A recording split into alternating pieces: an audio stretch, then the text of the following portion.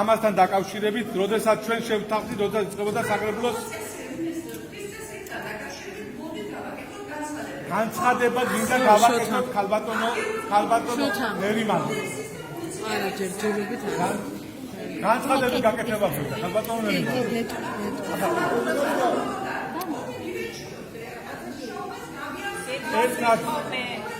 ერთად მე მივეწევით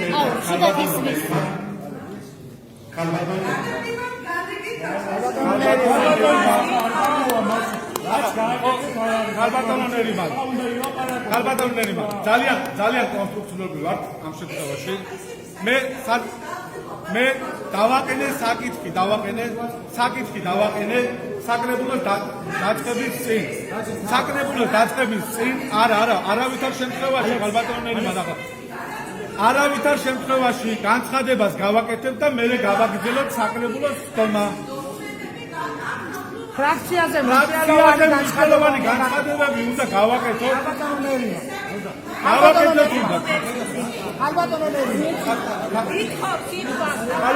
ხალბატონი ნაზი აკეთებს განცხადებას აკეთებს ვერ ხალბატონი ნერიმანი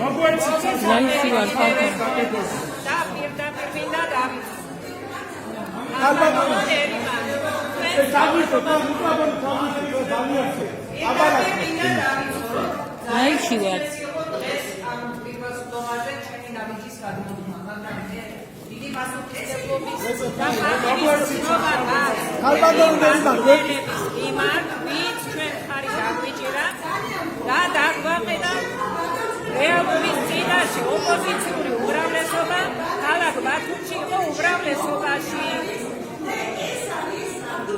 მიუხედავად მოსყიდვისა, ზეწოლისა, დაშინებისა, მე დიდ პარტიის ცემი მოქალაქეებს მაგრამ თქვენმა ხელისუფლებამ გააგრძელა ბოროტი ქმედებები ჩემ ძმაზე, რომელსაც მევარდები სხდომა უნდა ჩაეტარებინა, ჩემ ძმას უნდა წაეყვანა დღევანდელი სხდომა და უმძიმესი იყო დღეს ჩემ სამსხდომაზე დაამთავრებინა თუ სამწუხაროა თქვენთვის. მაგრამ დიდ პარტიის ცემისა და პასუხისმგებლობის სხდომა მაქვს იმ მოქალაქეების მიმართ, ვინც ჩვენ მხარი დაგვიჭირა და დაგვაყენა იმ რეალობის წინაშე, რომ ბათუმში ოპოზიციური უმრავლესობა ვიყავი. მაგრამ თქვენმა ხელისუფლებამ გააგრძელა ის ბოროტი ქმედებები, ზეწოლა, მოსყიდვის მცდელობა და ერთ ადამიანთან მიაქცია კიდევაც, მაგრამ ჩემ ძმასთან დაამთავრებინა, დაამთავრებინა. ეს არ იყო გარდაცვალება, ეს იყო მის ჯანმრთელობის მოხდენა და ჩემი სიცოცხლის მოსწომა. მე ვითხობ ობიექტურ გამოძიებას. თქვენი საკრებულო არ არის ის რეალობა, რაც ჩვენ ვიდით ოპოზიციაში. დაამთავრებინა, ხალბატონო ნერიმანი, დაამთავრებინა. ხო შეგიძლიათ რომ ერთი წუთი პატივით შეეცა დაამთავრებინა. ხალბატონო ნერიმანი. ერთი კადრი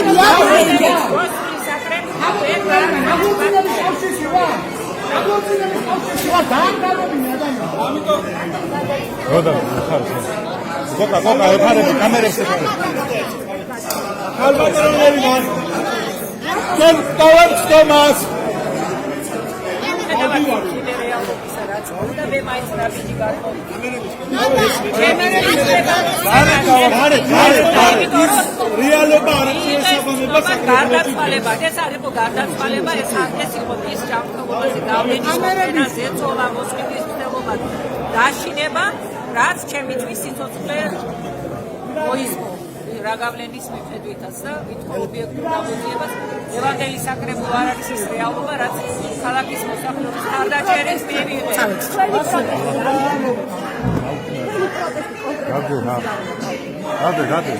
დაცვალების უკეთ წავედი. გარეთ გაკები.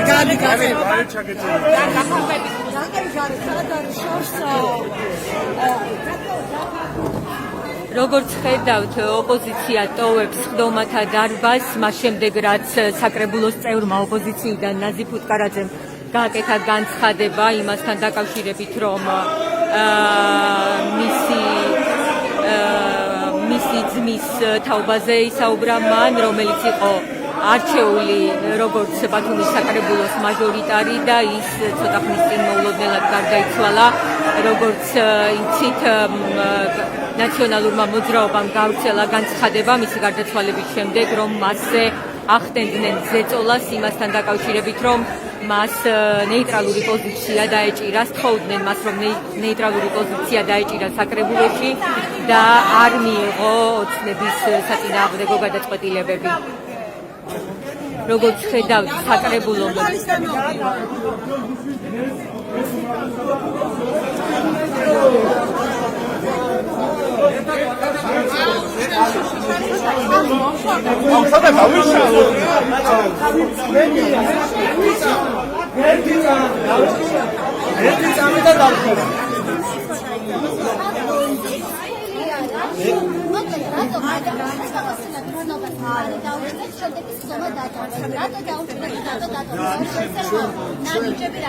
ძალიან კარგად ხედავთ, რომ ჩვენ აბსოლუტურად ბოლომდე ვინარჩუნებთ სიმშვიდეს.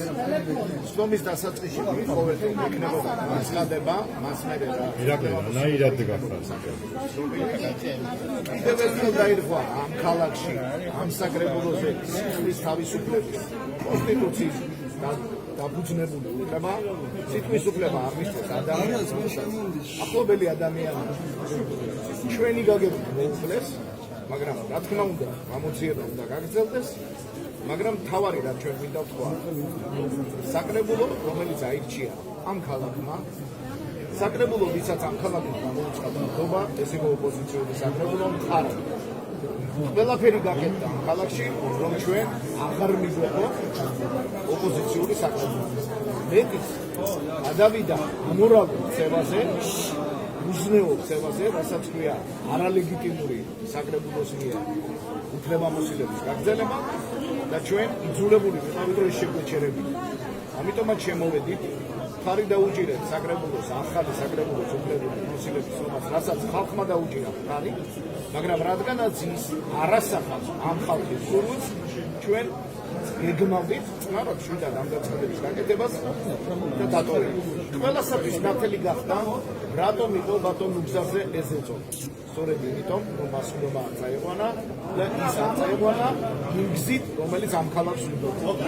ამიტომ მიდიოდა მასზე ასეთი პროცედურას ეწოლა, რაც გახდა ერთ-ერთი ძირითადი მიზეზი, ამას უკვე როგორც ერთი მივამბობ, მისი გარდაცვალება.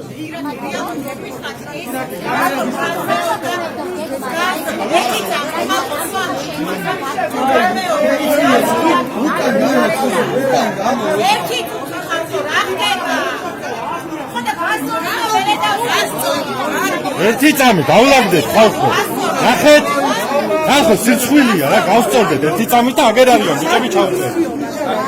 ესე იგი, მოცემულობა არის ძალიან მარტივი, ეს საკრებულო სადაც სავარაუდო გადაწყვეტილება ამ ეტაპზე 17-ზე იყო მიკროფონი და ნაგებ ხალხობა.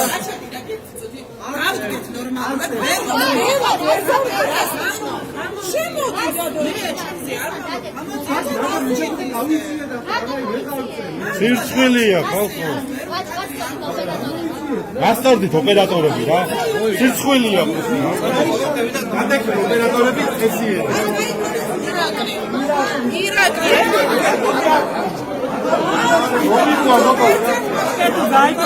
არა, გება, სადა.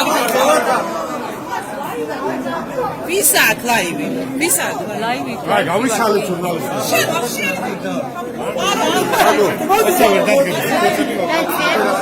საგო მოდი, ჩემსკენ მაქსიმო. ხაფუნო რა ლაირად იქცევიან მართლა. საგო მიდი შედი კომპონენტები.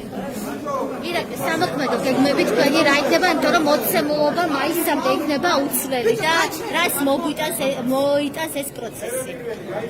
შეიძლება? ხო. მოცემულობა არის ძალიან მარტივი, ბათუმმა აირჩია ოპოზიციური საკრებულო. დღეს ამ მოცემულობით, რაც დგას დღის წესრიგში, არის 17-ზე თანაფარდობა. ჩვენ ვამბობთ, რომ ბათუმის საკრებულო იქნება ან ოპოზიციური, რასაც შეეწირა ნუგზარ ფუტკარაძის სიცოცხლე, მისი ღირსებიდან გამომდინარე, ან ბათუმის საკრებულო არ იქნება ლეგიტიმური. ვერც ერთ სხდომაზე ბათუმის საკრებულოზე ვერ იქნება მიღწეული ფორუმი. ეს არის ოპოზიციის ერთიანი გადაწყვეტილება, რასაც ყველა ვითვალისწინებთ და მივყვებით მხოლოდ ამ გზას. შედეგს ხდომას არ დაესწრებით? ბათუმის საკრებულო იქნება ან ოპოზიციური, ან მას არასდროს არ ექნება ფორუმი. ეს არის ცალსახა გადაწყვეტილება, რომელიც არ შეიცვლება არაფრის ფასად, ის 17 ოპოზიციონერი, რომელიც დგას, მას აქვს ჩამკეტი და ეს ჩამკეტი პირველ რიგში არის ნუგზარ ფუტკარაძის სახელი და გვარი, რომელიც არც ერთს არასდროს არ მისცემს იმის შესაძლებლობას და უფლებას, რომ უარი თქვას ღირსებაზე, უარი თქვას იმ მნიშვნელოვან ღირებულებებზე, რასაც ქვია ქართველი ხალხის დაკვეთა. ამ შემთხვევაში ბათუმელების 60%-ზე მეტმა დაუკვეთა და აირჩია ოპოზიციური საკრებულო. თუ ამან ხო ანუ არ დაიშლება საკრებულო და ხარშამის ხომ რამდენჯერა საუბრა კითხე ჯერმი რიგ გარეშე არ იქნება მოლოდინი ჩატარდეს თუ ოპოზიცია არ იქნება უმრავლესობით წარმოდგენილი, ეს ხდომა ჩაიშლება და არ იქნება ლეგიტიმური. რაც შეეხება სამომავლო განვითარებას პროცესსა, ჩვენ ვართ მზად ნებისმიერი ბრძოლის გაჩაღებისთვის. ეს ფრონტი იქნება ყველგან, სადაც ამის შესაძლებლობა გვექნება. ოპოზიციამ აჩვენა, რომ ერთიანობით და შეთანხმებით პირველ რიგში შესაძლებელია და გარდაუვალია ქართული ოცნების დამარცხება.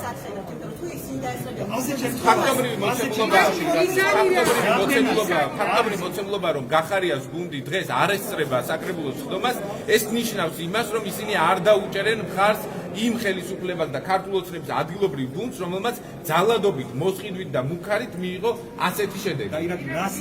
მივიღებთ თქვათ რიგარეშე არჩევნებს ანკრედები რიგარეშე არჩევნების მოლოდინი, რა თქმა უნდა, არსებობს. ოღონდ ეს ყველაფერი დამოკიდებულია კიდევ დამატებით სამართლებრივ და პოლიტიკურ პროცედურებზე. ჩვენ ვართ მზად, რომ რიგარეშე არჩევნებში კიდევ ერთხელ უფრო მეტი უპირატესობით დავამარცხოთ ქართული ოცნები. ეს იყო ირაკლი კუპრაძის განცხადება, ის არის ბათუმის საკრებულოს წევრი ოპოზიციიდან, ის ლელოს წარმოადგენს. შეგახსენებთ, რომ ცოტა ხნის წინ ბათუმის საკრებულოს ხდომათა დარბაზში ვითარება დაიძაბა, მას შემდეგ რაც აირჩიეს სამანდატო კომისია და შემდეგ საკრებულოს განკარგულებით ცნეს ახალი საკრებულოს უფლებამოსილება. წინასწარვე იყო ოპოზიცია შეთანხმებული სხდომის თავმჯდომარესთან, რომ საკრებულოს უფლებამოსილების ცნობის შემდეგ ისინი გააკეთებდნენ განცხადებას, თუმცა სხდომის თავმჯდომარეს უნდა შემდეგ საკითხზე გადასვლა, რასთან დაკავშირებითაც მოითხოვა შეახსენა მას ოპოზიციამ, რომ შეთანხმებული იყვნენ განცხადების თაობაზე, თუმცა თავმჯდომარემ როგორც ოცნებიდან ნატალია ზოიძეს, ასევე ოპოზიციის წარმომადგენლებს მიუთითა, რომ სიტყვას მხოლოდ პირველი საკითხის შემდეგ მისცემდა, რამაც გამოიწვია საკრებულოს ოპოზიციონერი წევრების გაღიზიანება. ამის შემდეგ ნაზი ფუტკარაძემ საკრებულოს წევრმა ოპოზიციიდან დაიწყო განცხადების გაკეთება და მან ისაუბრა იმაზე, რომ სხდომა, რომელიც დღეს წაიყვანა ოცნების წარმომადგენელმა ნერიმან ცინცაძემ, უნდა წაიყვანა მის ძმას, რომელიც ცოტა ხნის წინ მოულოდნელად გარდაიცვალა. მან თქვა იმის შესახებ, რომ მისი ძმა გარდაიცვალა ზეწოლის გამო, გამოწვეული ნერვიულობით და ეს არ იყო გარდაცვალება, ის მოკლეს, ასეთი იყო საკრებულოს წევრების მხრიდან, ოპოზიციონერი საკრებულოს წევრების მხრიდან შეძახილები და ამის შემდეგ უკვე ოპოზიცია მიიღო გადაწყვეტილება და სხდომათა დარბაზი დატოვა. არ ვიცით ახლა აგრძელებს თუ არა ოცნების ფრაქცია, ასე ვთქვათ, ოცნების წარმომადგენლების სხდომას. შევიხედავ ახლა სხდომათა დარბაზში. როგორც ხედავთ, აქაც განცხადება კეთდება. მე შევეცდები ახლა, რომ მოგასმენინოთ ეს განცხადება, რა მოხდება ახლა, ჩაიშლება სხდომა თუ გაგრძელდება ჩვეულებრივად. რა მაგარის ფოტო მოგუსმენია მსგავსი კომენტარი ოპოზიციის მხრიდან და ძირითადი ნაწილი თვითონ მოსახლეობის უკვე ისე შეეჩვია ნებისმიერი ასეთი საკითხის გაპოლიტიზირებას, რომ რაიმე კონკრეტული განმარტების გაკეთებაც კი მიჭირს. ჩვენ ყველამ ვიცით ერთი რამ, რომ რადგან მათ აქვთ ეს დამოკიდებულება, დაწყებულია გამოძიება დადებს დასკვნას და შესაბამისად იმის მიხედვით მივსჯელოთ. ზოგადად, მანამდე რაიმე საუბარი, ვინმეს ბრალეულობის გამოკვეთა, იცით რა, იმდენს გვანერიულებენ, ეხლა ვერ გავიგებ, მე რომ ამეტავე ბოლო მეც ხო არ უნდა მე მათ ხო არ უნდა დაბრალდეთ. ძალიან ადამიანურად ერთმა ნათელი მისცეს მართლა ძალიან რიგარეშე საპროვოდო არჩევნების კანონის შესაბამისად რა დღეს ბატონო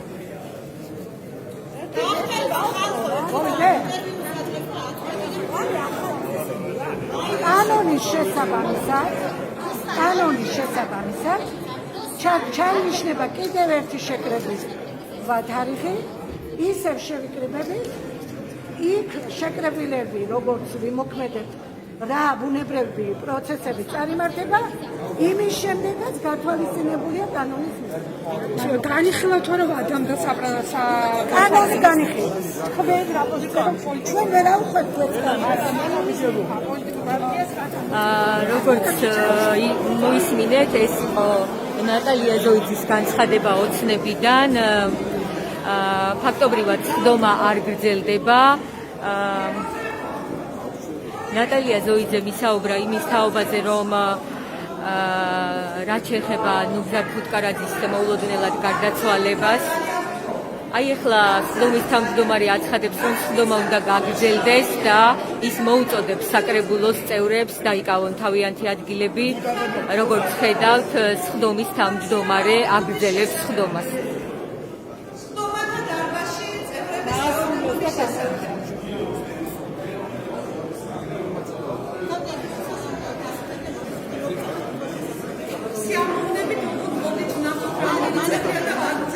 აგრძელებს სხდომას.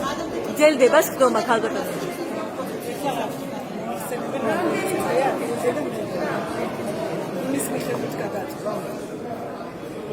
ეხლა საკრებულოს აპარატი დაადგენს, საკრებულოს რამდენი წევრი რჩება ადგილზე და აპირებს სხდომის დარჩეს სხდომაზე. სწორედ ამის შემდეგ გადაწყვეტს სხდომის თავმჯდომარე, გაგრძელდება თუ არა სხდომა.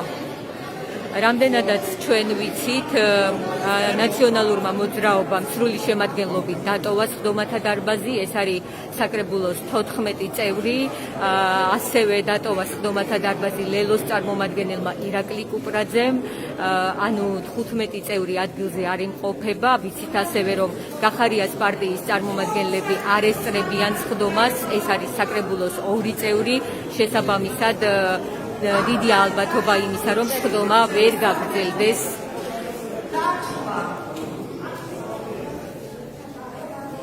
აი ოპოზიციის კამები არის თავისუფალი უკვე, საკრებულოს წევრები ოცნებიდან რჩებიან სხდომათა დარბაზში.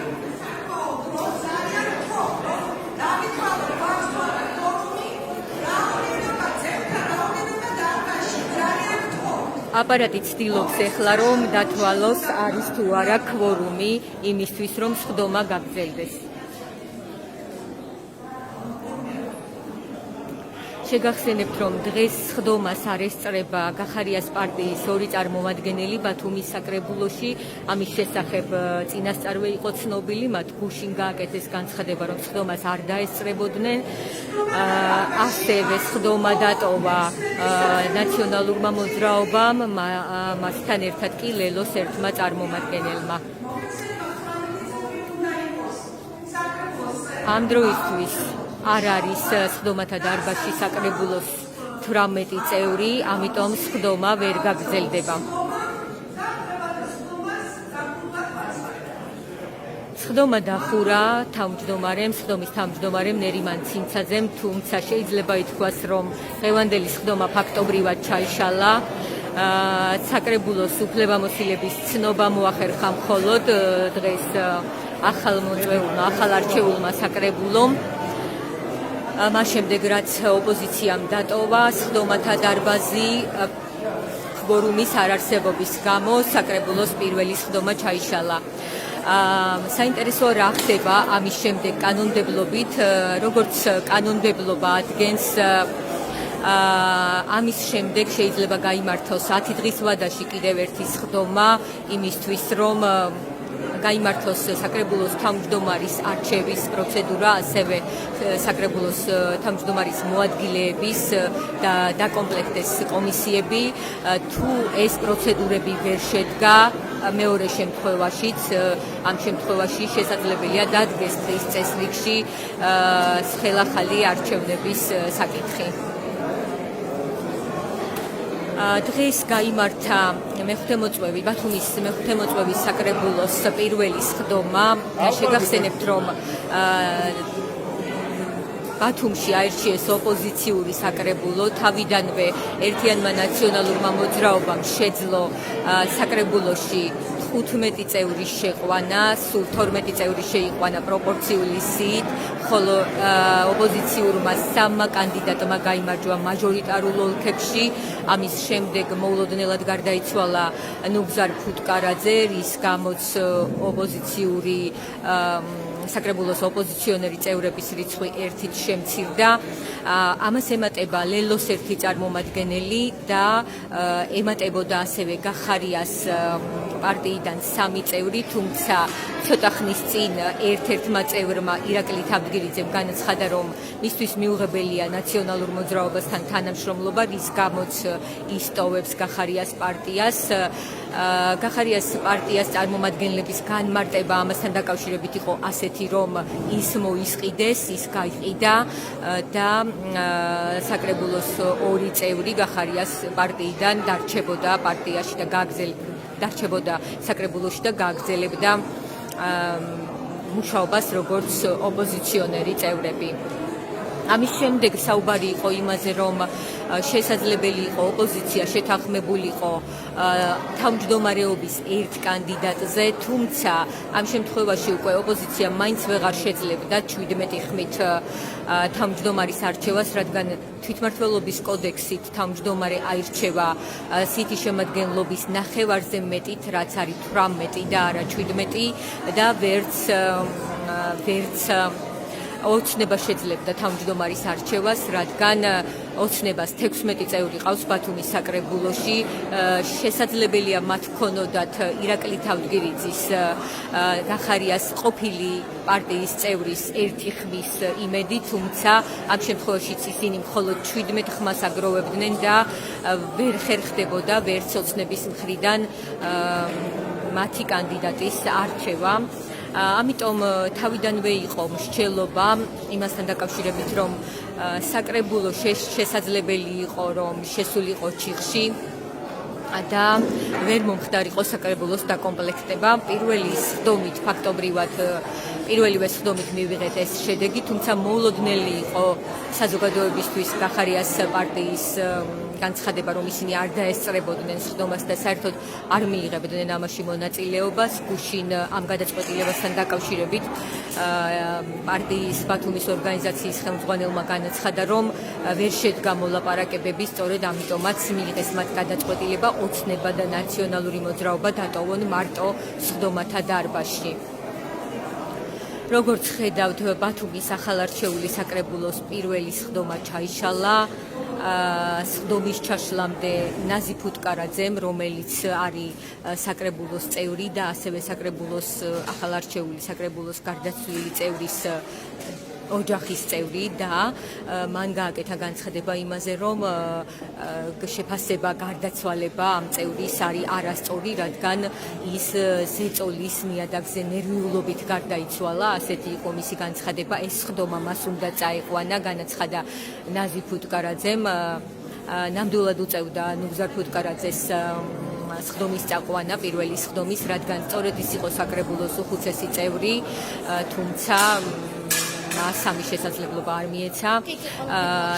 მისი გარდაცვალების შემდეგ ერთიანმა ნაციონალურმა მოძრაობამ გავრცელა განცხადება, რომ მასზე ზეწოლას ახდენდნენ და მისგან ითხოვდნენ, რომ ნეიტრალური პოზიცია დაეჭირა საკრებულოში და ამის დამადასტურებელი აუდიო ჩანაწერებიც გამოაქვეყნეს მათ. შეგახსენებთ, რომ მომდევნო სხდომა კანონმდებლობით 10 დღის ვადაში უნდა გაიმართოს და უკვე ამ სხდომაზე უნდა მოახერხოს საკრებულოს წევრებმა უნდა მოახერხონ დაკომპლექტება საკრებულოს წინააღმდეგ შემთხვევაში დღის წესრიგში დადგება ამ საკრებულოს დაშლის საკითხი და ჩაინიშნება ხელახალი არჩევნები. ეს იყო ბათუმელების ლაივი, მადლობა რომ გვიყურეთ ჩვენ გემშვიდობებით დროებით და როგორ განვითარდება ბათუმის საკრებულოსთან დაკავშირებით მოვლენები ამის თაობაზე წაიკითხეთ ბათუმელები ჯიზე. მადლობა.